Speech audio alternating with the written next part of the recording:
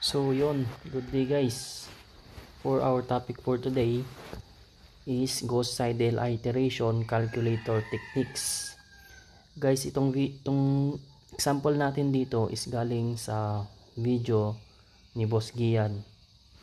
Kung hindi niyo napapanood, panoorin niyo na dahil ang topic niya doon ay Jacobi iteration calculator techniques. Ang sa akin naman is Gauss Seidel calculator technique. So umpisan natin. So di ba napanood nyo naman kung paano derive ni Boss Gian yung mga equation doon para lang mag-come up dito sa equation na ganito using augmented matrix as diagonally dominant matrix. So ito, meron na tayong value ng x, meron na tayong value ng y, meron na tayong value ng z. So start na tayo. So dito guys, may condition tayo. Let x as a, y as b, z as c. Magigets yun mamaya pag nilabag ko na sa calculator. So yun. So start na tayo.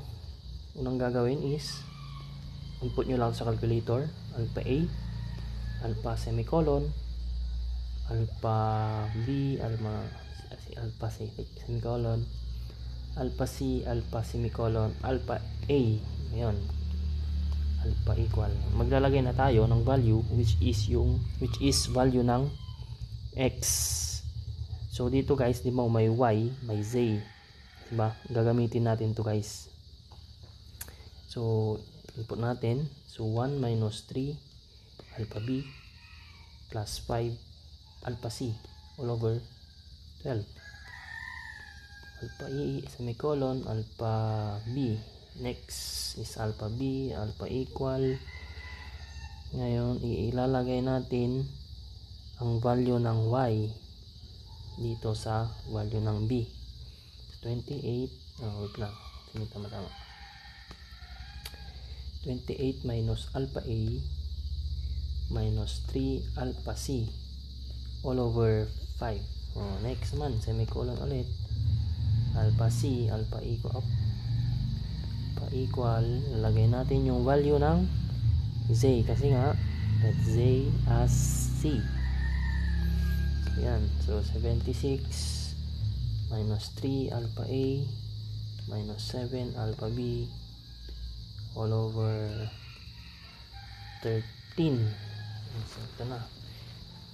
So after mo ma-input lahat ng value ng a, b, c or x, y, z, pipindutin mo tong calc. Ngayon, ang ilalagay mo sa calc yung initial guess natin, which is ang initial guess natin sa a is 1, sa y is 0, sa z, oops, a, b, c pala to, sorry, a, b, c. Yan. So, sabi dito, ang initial guess mo sa a is 1, 0, 1. 1. So spam lang natin yung calculator guys, lalabas na dyan yung sagot. So yan, at sa first iteration value ng x is 0.5, second 4.9, oops, wala, and 3.10. Spam ulit,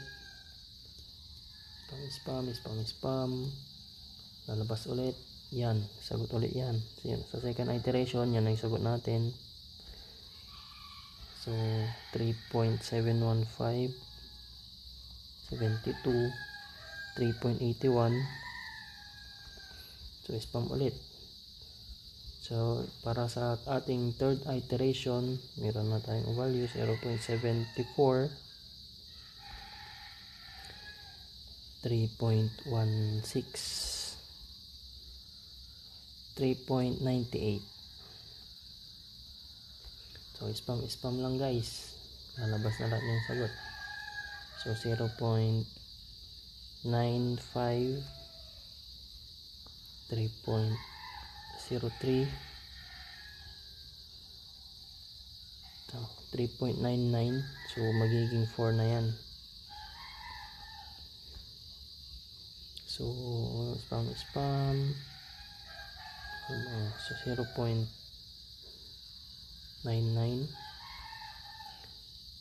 3.00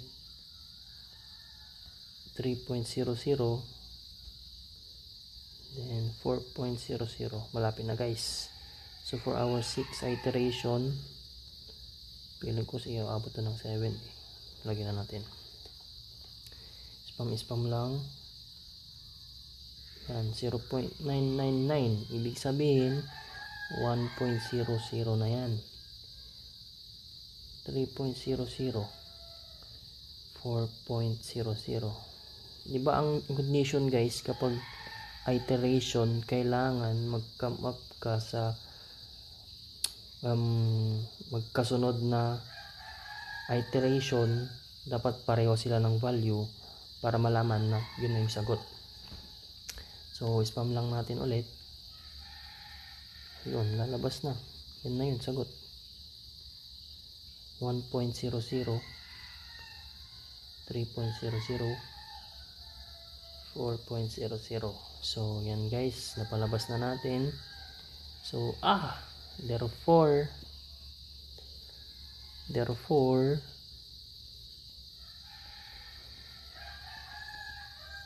after 7th iteration, x is equal to 1, y is equal to 3, and z is equal to 4.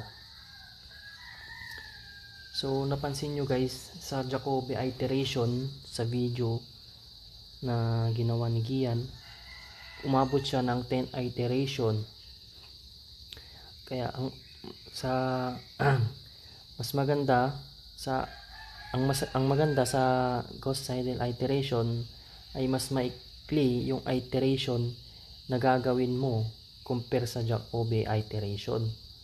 So yun ang maganda sa kanya guys, no. So kung pwede nyo rin siyang i-check sa calculator kung tama ba yung sagot nyo using mode 5.2 or mode 5. Mode 5.2 sa mga naka-Casio 991 ES. So yun lamang guys, salamat sa panonood. Thank you.